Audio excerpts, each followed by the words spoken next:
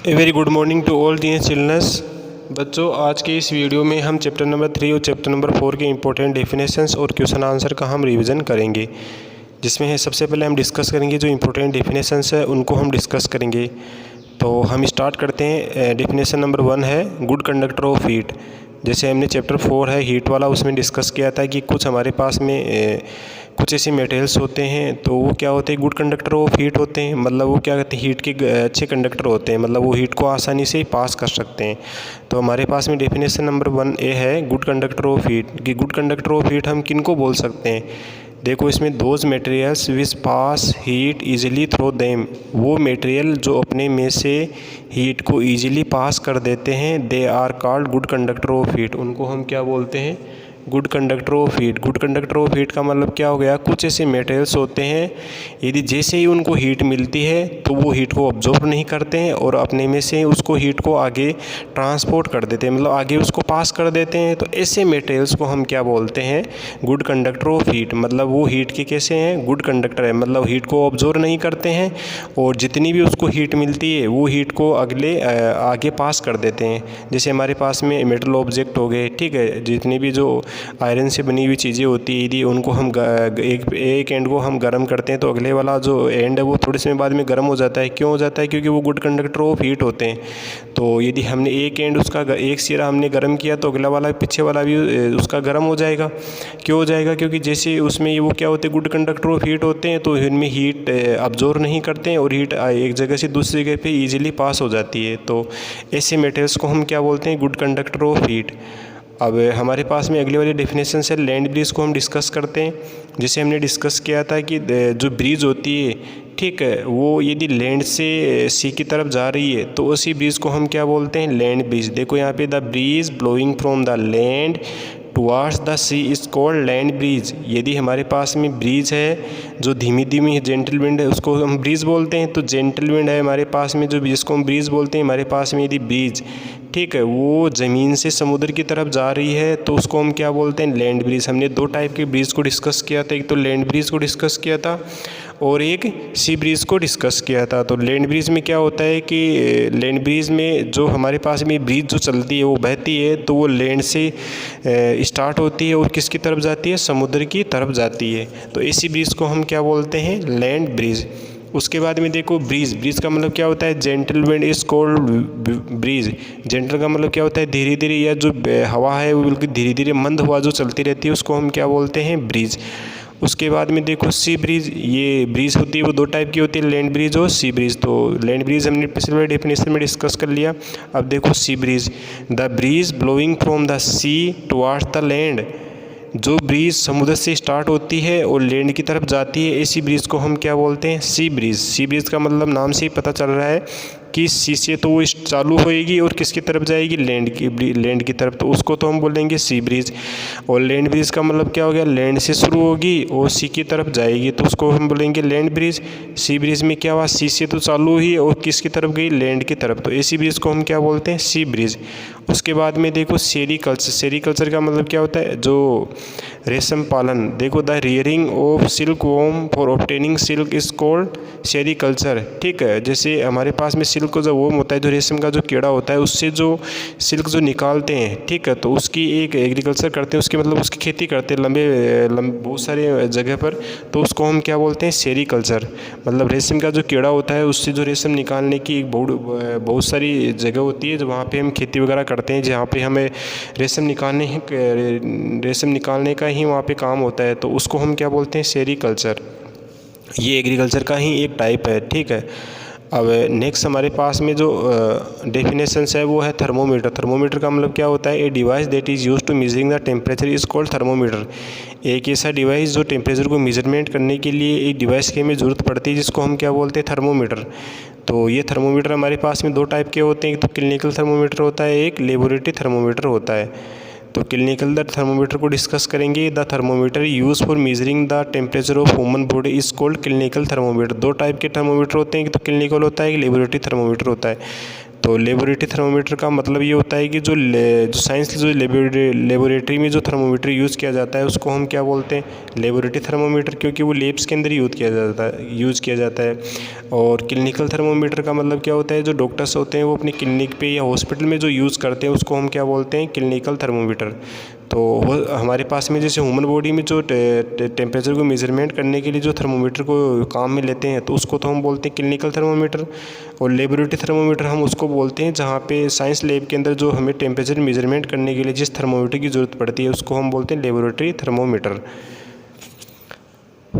अब अगला क्वेश्चन है हमारे पास में कॉन्वेक्शन करंट। तो हमने ये डिस्कशन कर लिया था पिछले चैप्टर में, चैप्टर 4 के अंदर, कि कॉन्वेक्शन करंट क्या होती है, कि the circulatory movements of water in the beaker in which hot water rises and cold water sink again and again are called convection current. हमने डिस्कस किया था कि कॉन्वेक्शन करंट वाटर के अंदर कैसे होता है, कि जैसे हमारे पास में कोई बीकर होता है उसमें हम पानी डालते हैं, जैसे उसको हम गर्म करते हैं, तो जैसे हम उसको गर्म करेंगे तो सबसे पहले नीचे वाला जो पानी है जो बीकर के अंदर हमने डाला वो सबसे गर्म होएगा, गर्म होने के बाद में ऊपर चला जाएगा, और ऊपर जो ठंडा पानी है वो कहाँ आ जाएगा, नीचे। ठीक है, तो वो फिर गर्म हो जाएगा, फिर ऊपर चला जाएगा, फिर ऊपर जो ठंडा पानी है वो नीचे आता जाएगा और फिर वो ऊपर चला जाएगा। तो ये एक पूरा एक सर्कुलेटरी मूवमेंट्स होता रहता है पानी के अंदर, वो हमें दिखता नहीं है।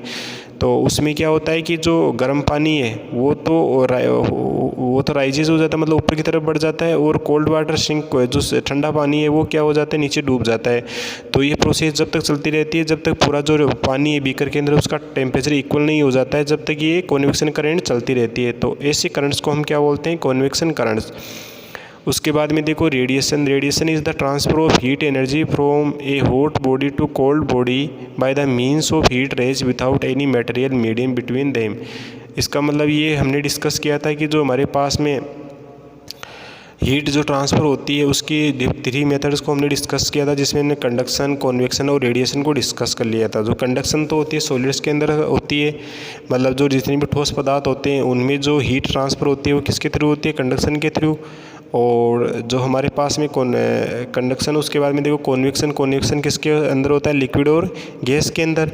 और रेडिएशन ऐसी रेडिएशन होता है वहाँ पर जहाँ पे हीट ट्रांसफ़र होती है, तो वहाँ पे कुछ मतलब मीडियम, उनको मीडियम ज़रूरत नहीं पड़ती। जैसे हमारे पास में सूरज की किरणें जब अर्थ पे आती है तो अर्थ और सूरज के बीच में ना तो सॉलिड है, ना लिक्विड है, ना गैस है। ठीक है, तो वहाँ पे जो सूरज की जो सनलाइट है वो अर्थ पे किस प्रोसेस के थ्रू आ रही है, रेडिएशन प्रोसेस के थ्रू वो आ रही है। अब अगला वाला क्वेश्चन नंबर 1 हम डिस्कस करेंगे। क्वेश्चन नंबर 1 है हमारे पास में कि state the unit in which temperature is commonly measured. एक इस यूनिट का नाम बताओ जिसमें हम जो टेम्परेचर को कॉमनली मेज़र करते हैं। तो उस यूनिट का नाम क्या है हमारे पास में, डिग्री सेल्सियस। इसका मतलब क्या हो गया, डिग्री सेल्सियस एक इस यूनिट हो गई जिसमें हम टेम्परेचर को मेजरमेंट करते हैं। उसके बाद में क्वेश्चन नंबर 2 देखो, what is the normal temperature of human body on Fahrenheit scale. ठीक है, तो फ़ारेनहाइट स्केल पे जो हमारे पास में ह्यूमन बॉडी होती है उसका टेम्परेचर होता है, उसकी रेंज कितनी होती है, तो उसकी होती है 98.6 डिग्री फ़ारेनहाइट। ये क्वेश्चन नंबर 2 कंप्लीट हो गया। अब क्वेश्चन नंबर 3 देखो, what is the function of kink. जैसे हमने डिस्कस किया था कि जैसे हमारे पास में 2 टाइप के थर्मोमीटर होते हैं, एक तो क्लिनिकल होता है, एक लेबोरेटरी थर्मोमीटर होता है। तो क्लिनिकल थर्मोमीटर में किंक जैसी स्ट्रक्चर पाई जाती है, तो उसका क्या काम होता है, kink is to prevent the back flow of mercury in the thermometer bulb when the thermometer bulb is remove from the mouth of a patient. जैसे हम मरीज़ के मुंह से थर्मोमीटर को हटाते हैं तो हटाने से उस थर्मोमीटर को हीट मिलना बंद हो जाती है, मतलब उसको जो हीट मिलना बंद हो जाती है, और वो इतने में से वो क्या है, जो मरकरी का जो लेवल है वो अचानक से ही गिर जाता है। तो उसको रोकने के लिए जैसे किंक जैसी स्ट्रक्चर होती है, कुंडली जैसी स्ट्रक्चर होती है मुड़ी हुई, तो वो क्या करती है कि जो बैक फ्लो होता है मरकरी का उसको वो रोकती है। उसके बाद में क्वेश्चन नंबर 4 देखो, name 3 ways in which heat can flow. हमने डिस्कस किया था कि जैसे हीट ट्रांसफ़र होती है तो उसकी 3 मेथड्स कौन कौन सी होती है, एक तो कंडक्शन होती है, कॉन्वेक्शन होती है, एक रेडिएशन होती है। 3 मेथड्स होती है जिनके थ्रू एक हीट होती है वो एक जगह से दूसरी जगह पे ट्रांसपोर्ट होती है। उसके बाद में क्वेश्चन नंबर 5 देखो, what are the different varieties of silk. हमने जो सिल्क होती है उसकी जो डिफरेंट वेराइटी को डिस्कस किया था। तो ये क्वेश्चन ये पूछ रहा है कि जो सिल्क होती है उसकी वेराइटी कौन कौन सी होती है, जैसे मलबरी सिल्क है, ठीक है। टसर सिल्क है, मूगा सिल्क है, कोसा सिल्क है और एरी सिल्क है। ये डिफरेंट टाइप वेराइटीज़ होती है सिल्क की। ये सिल्क के अलग अलग टाइप्स होते हैं। उसके बाद में देखो, draw the level diagram of clinical thermometer and laboratory thermometer. मतलब आपको लेबोरेटरी थर्मोमीटर और क्लिनिकल थर्मोमीटर का डायग्राम बनाना है और उसको लेबल करना है क्वेश्चन नंबर 6 में। तो क्वेश्चन नंबर 6 में हमारे पास में सबसे पहले हम डिस्कस करेंगे लेबोरेटरी थर्मोमीटर। तो लेबोरेटरी थर्मोमीटर में क्या होता है, लेबोरेटरी थर्मोमीटर की रेंज कितनी होती है, -10 से लेके 110 डिग्री सेल्सियस होती है। ये ग्लास ट्यूब होती है, इसके अंदर एक पतली कांच की नली होती है और इस पतली कांच की नली के नीचे वाले जो एंड होता है, ठीक है, इसके अंदर जो ब्लैक मटेरियल जो भरा होता है उसको हम क्या बोलते हैं, मरकरी। ठीक है, तो इसकी रेंज -10 से 110 डिग्री सेल्सियस होती है। और यहाँ पे एक ग्लास ट्यूब होती है जिसके अंदर ये मरकरी भरा होता है और इसके द्वारा हम टेम्परेचर का मेजरमेंट कर सकते हैं और ये वहाँ पे यूज़ किया जाता है साइंस लेबोरेटरीज़ के अंदर।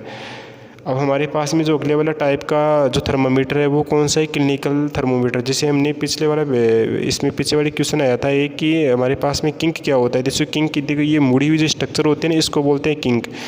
किंक क्या काम में आता है कि जैसे हमारे पास में किसी पेशेंट का हम टेम्परेचर को मेजरमेंट करेंगे तो जैसे इसको हम मुंह में देते हैं, ठीक है, तो जब मुंह में देने तो जैसे हमारा मुंह गर्म होता है तो वो इसको हीट मिलेगी मरकरी को और वो हीट ऊपर जाएगी जहाँ तक वो ह्यूमन बॉडी का टेम्परेचर को उसको बता देगा। जैसे उसको मुंह से हटाते हैं थर्मोमीटर को, तो जैसे ही मुंह से हटाएंगे तो वो ये मरकरी का लेवल सडनली गिरने लग जाता है। तो उसको रोकने के लिए जैसे किंक की स्ट्रक्चर होती है तो उसको धीरे धीरे मतलब अचानक ही गिरने से उसको रोकती है। तो ये काम होता है किंक का। किंक का होता है। तो ये हमारे पास में एक क्लिनिकल थर्मोमीटर का डायग्राम है। तो इसकी रेंज होती है 35 degree Celsius to 42 degree Celsius. ये भी एक कांच की गिलास जैसे स्ट्रक्चर होता है, इसमें मरकरी भरा होता है, इसमें किंक होता है, उसमें किंक नहीं होता है। और इसकी रेंज 35 से 40 डिग्री 2 डिग्री सेल्सियस तो होती है। तो ये पतली वाली कांच की नली होती है, इसमें क्या होता है, भरा होता है इसके अंदर भरा होता है मरकरी। ठीक है, जो ब्लैक मेटल होता है ना मरकरी, वो भरा होता है। और ये भी एक बिल्कुल चारों तरफ से कवर रहता है, बंद रहता है। ये दो टाइप के हमारे पास में थर्मामीटर होते हैं, दोनों ही टेम्परेचर को मेजरमेंट करने के लिए काम में आते हैं।